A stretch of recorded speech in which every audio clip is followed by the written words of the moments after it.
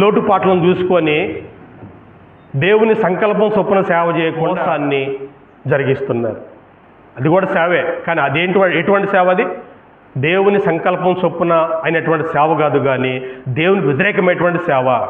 దేవుడు మెచ్చేటువంటి సేవ చేయాలి, దేవుడు మెచ్చేటువంటి సేవ చేయాలి. మరలా వస్తున్న అపోస్తల కార్యములు 13వ అధ్యాయంలో 36వ వచనంలో, దావీదు దేవుని సంకల్పం చొప్పున తన తరము వారికి సేవ చేసి నిద్రించాడు.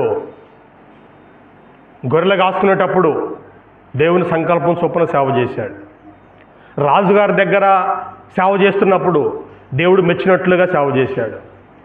ఆ తర్వాత సొంతంగా రాజు అయినప్పుడు అప్పుడు దేవుడు మెచ్చే విధంగా సేవ చేశాడు. కుటుంబం ఎడల దేవుడు మెచ్చే విధంగా సేవ చేశాడు. చూడండి, ఈ విధంగా దావీదు అన్ని విషయాల్లో దేవుని సంకల్పం చొప్పున సేవ చేసి చనిపోయాడు. హెచ్చించేవాడు దేవుడు అండి.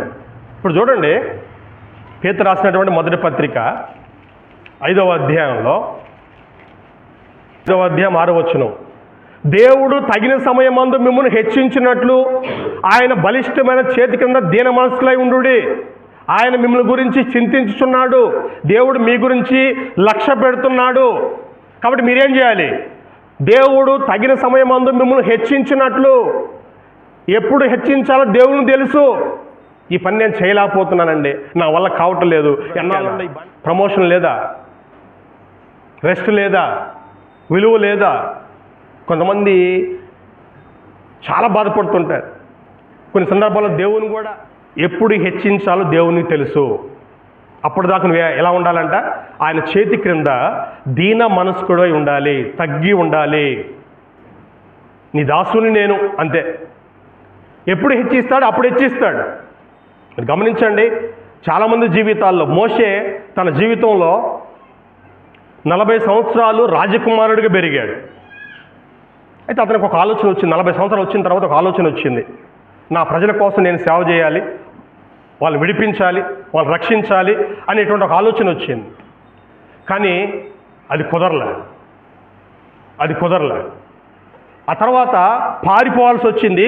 40 సంవత్సరాలు జీతగాడిగా ఉన్నాడు, ఒక ఇంట్లో జీతగాడి గొర్రెలు కాసుకుంటా ఉన్నాడు. ఆ తర్వాత 40 సంవత్సరాల తర్వాత దేవుడు అప్పుడు పిలిచాడు, ఇప్పుడు రా, నువ్వు నా ప్రజల్ని విడిపించు, రక్షించు అని చెప్పి అతను 80వ సంవత్సరంలో దేవుడు అతన్ని బయటికి తీసుకొచ్చాడు. అతనికి వచ్చిన ఆలోచన ఎప్పుడు వచ్చింది? అతని వయసు 40 సంవత్సరాలప్పుడు అతనికి వచ్చిన ఆలోచన ఏంటంటే, నేను నా ప్రజల్ని విడిపించాలి, నా ప్రజలు రక్షించాలి అనుకున్నాడు. కానీ దేవుడు అప్పుడు అతన్ని వాడుకోలే.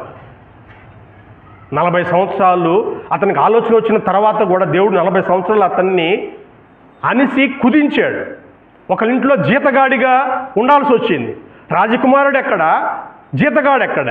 అంటే ఎంత ఎదిగాడో అంత దిగజార్చాడు దేవుడు. అయినా లోబడ్డాడు. 40 సంవత్సరాలు జీతగాడిగా ఉండి గొర్రెలు కాసుకున్నాడు. ఇప్పుడు దేవుడు అన్నాడు, నువ్వు ఇప్పుడు రా అన్నాడండి. 80 సంవత్సరాల తర్వాత ఇప్పుడు నువ్వు రా అన్నాడు. కాబట్టి హెచ్చించేవాడు దేవుడు అండి. నువ్వు అనుకుంటావు, కానీ దేవుడు అప్పుడు హెచ్చించకపోవచ్చు. యేషోపు ఉన్నాడు. యేషోపు కూడా మనం గమనిస్తే వాళ్ళ నాన్నకి ప్రియమైనటువంటి కుమారుడిగా పుట్టాడు.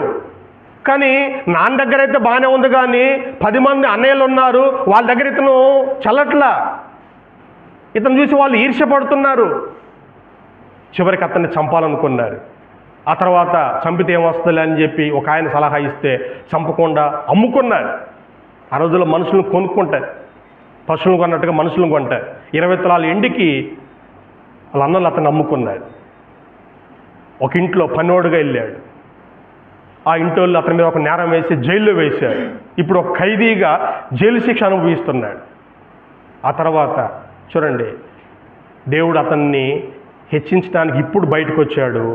సరాసరి జైలు నుంచి సరాసరి ఎక్కడికి వచ్చాడంటే ఆ దేశానికి ప్రధానమంత్రి అయ్యాడు. ఒక ఖైదీ ఆ దేశానికి ప్రధానమంత్రి అయ్యాడు. హెచ్చించేవాడు దేవుడండి. ఎప్పుడు హెచ్చిస్తాడో ఆయన చేతిలో ఉంది. అప్పటిదాకా మనం ఏం చేయాలంటే లోబడి ఉండాలి, తగ్గి ఉండాలి అంతే.